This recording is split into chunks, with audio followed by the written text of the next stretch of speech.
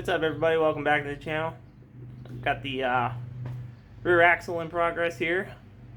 Been saying it the last couple videos here. Should be today when the axle goes in.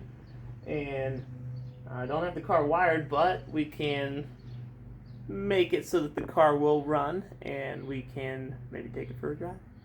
But anyway, I have one side on, and I kind of want to put the other tire on and see if I can just kind of shimmy it in there and we can get the axle on with both tires still attached to be a little easier to wheel around. Worst comes to worst, put it on and we got to take it off. It's easier to take it off than it is to put it back on, so it's a little easier putting it on when it's out here. You can do it while it's on the car, but I would rather just do it out here, and we'll try that. So anyway, stay tuned.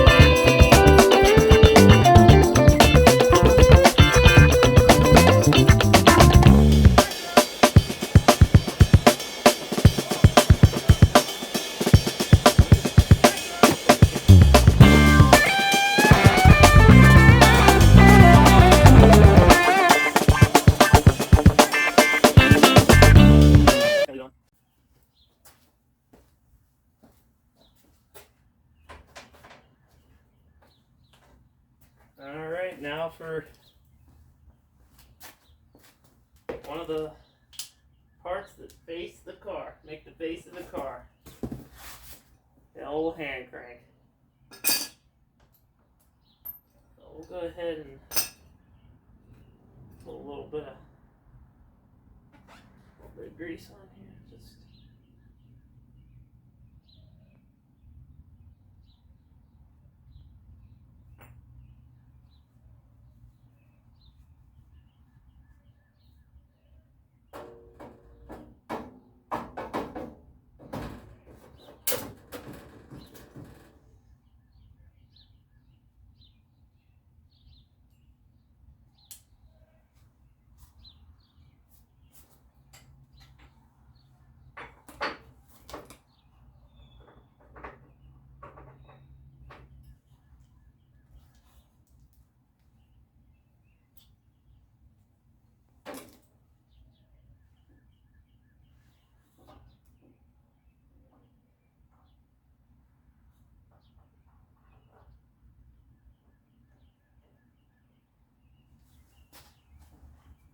aside from tightening the bolt down, got the crank on. Okay, so as some of you probably already know, but for those of you who don't, I'll explain. This car isn't like your average car where you have a gas pedal and where you would press your right foot down to go a little faster. It's actually this lever right here behind the steering wheel. So then this one over here is actually to advance and retard the timing. By timing, I mean the ignition of the spark plugs. And basically, as the engine spins faster, you would move this down, further down, to advance the timing. In turn, making the spark plug fire at an earlier time as compared to up here when the engine is spinning slower. So now I need to adjust the linkage on the new setup that I got here, and what you'll see right here is actually, let me turn the light on, there's actually a distributor conversion kit put on this engine here compared to the individual coil packs. They were like these little buzzers that you would normally hear on these engines. So basically I need to adjust this rod right here because it actually is what advances and retards the timing, and it connects to this little eyelet right here. Let me try to focus in on that. This little eyelet right here, and that runs up this rod right here and into the cab, and that was that lever that we were turning earlier. So what I need to do is I need to get this number 1 cylinder at top dead center, and I need to see where the points, where the I'm sorry, I'm having a brain fart here, where the rotor is pointing at the number 1 spark plug wire. Make sure that it is pointing at the correct point on the cap, on the distributor cap. So we'll go ahead and we're going to start doing that. So now I have the other end of the linkage hooked up to the rod in the car already, and because this down here is loose right here, this clamp, which I'll show you later in the video here. But so basically what we need to do now is I need to get the number 1 cylinder, number 1 at top dead center on compression. Now there's 2 top dead center before top dead centers. So because this is a 4-stroke engine, the piston comes up twice and it goes down twice as well, making it a 4-stroke to make 1 complete combustion cycle, so to say. And so we need to get it to top dead center on compression, and how you find that is as the piston comes up to the top, I take my little flashlight, which is right here, and let me make sure I'm pointing here. And basically what I do is I take flashlight and I look down in there, and the first time I turned the engine around, it came up, and when it got to as it was coming up towards top dead center, the exhaust valve was open. And then as I went a little further and it got to top dead center and started going down, the intake valve had opened. So I knew that I was at the wrong spot. So I turned the engine around with this handy lever right here in the front and turned it over, got the piston to come back up. And when the piston got to top dead center on compression, both valves were closed, because after that you have power. And so both valves were closed, so I knew I was at the right spot. And so and also you can tell by just looking down inside there, because the piston is over to my right, and then the valves are kind of almost straight down from the spark plug hole. And you can look at both of them and see that both of them are seated. Neither one of them are open. So we have the engine turned over to the correct position. Now what I'm going to do is find the wire that goes to my number 1 spark plug. And I'm going to follow that to right here. And inside this cap there are 4 contact points. And then obviously the one in the center. But what I want is my distributor cap, or I'm sorry, this is the distributor cap. So what I want is my rotor to be pointing at that contact. And so I basically just put the cap back on, and it only sits in one way. Sit it down in its groove here.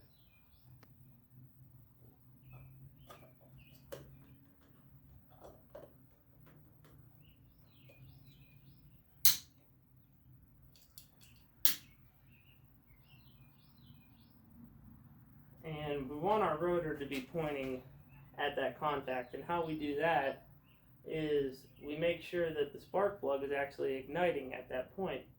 And so I'm going to have to hook up the ignition coil, and then we'll see whenever our we'll turn this until our spark plug ignites. Okay, so a little view under the car here. As you can see, you got the axle in. Got it all mounted up to the back of the Warford transmission, and everything went on pretty good. That red stuff you see is grease, just because that ball kind of, this ball up in here kind of moves around as the axle articulates. But there's a little bit of work to do under here. Got the exhaust right there, but next thing major that we have to do is there's a cross member right here that had to be removed to put the transmission in. Well, it has to be modified because it needs to go from here over to there, and it can't with this in the way. But that shouldn't be too bad of a fix. And then next thing that I wanted to do, another modification, is put a cross member to kind of support the back end of this, because I mean that's all that's holding it on the back of the original of the factory transmission. So I was going to put a little cross member to kind of help support that, and they sell them at the dealers, but they're not cheap, and I can make it for about $30. So I'm going to make it myself, which you'll see in another video. But yeah, so got that cross member for the running boards, and then we got to build that one, and then we have to hook up all the disc brake stuff. So there's a little bit of work left to do under here, but we're slowly chugging along. Well, everybody, another weekend has come and passed. They're never long enough, never. But that's okay. There's always a couple little projects during the night, through the week, that we can do. But as for now, as you can see, I had to adjust the distributor, and that was the last thing. Well, not the last thing, but it was one of the things that was keeping me from starting it, because I needed to know where to set that at. But it's gotten a little late, and neighbors' kids are in bed, so I don't want to go firing this thing up. I'm really sorry. I know I told you that I was going to get it running and show you it running, but unfortunately, I just got to be a good neighbor. So, anyway, until everybody have a good week, and until next time, we'll see you around, and have a good one.